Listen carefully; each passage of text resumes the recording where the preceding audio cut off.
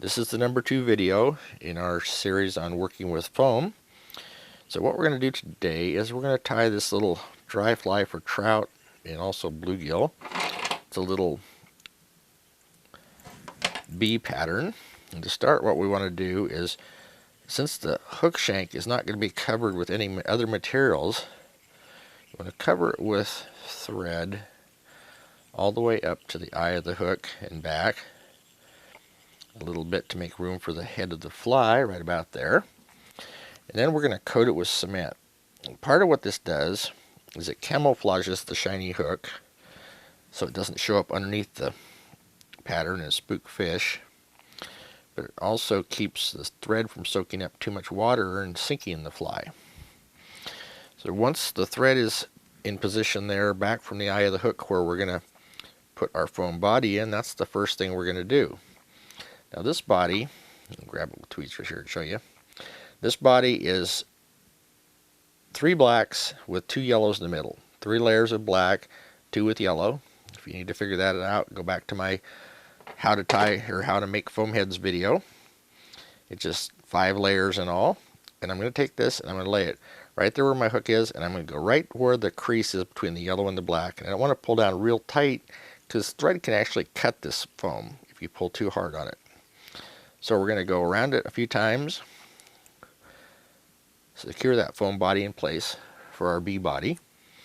But we also need to make a little bit of room for our wing and our hackle, our legs on the bee. So we're just going to go back onto that yellow a little bit.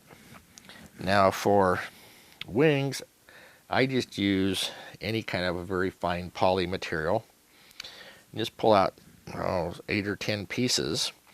And I always take it and wrap it around the thread and tie it in, because it tends to keep it from wrapping around the hook if you just try to tie it in one spot and wrap over it. Holding it up and out of the way like that and holding it taut when you wrap keeps it all together where that thread was on the top.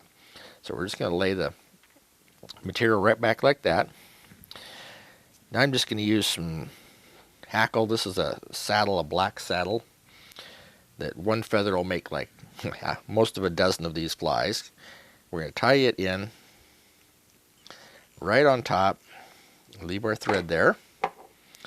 Then we're just going to carefully take that, and we're only going to do about 3 wraps. We don't want tons of hackle because it's a foam fly. It's going to float no matter what you do to it with hackle. So once we've got those 3 wraps on, I'm going to go back over it and secure the hackle. For a couple wraps over that, I'm going to kind of pull everything back, and I'm going to go to the head and just make a couple wraps around the head and do my half hitches there. It makes for a more secure fly if you finish it on the head like that than back here on the body, because this way the thread won't pull loose when the material gets wet and untie your thread. Once you've got your hackle tied in, you can go back here, and a bee wing is usually slightly longer than the body, so I'll just go back here about like that.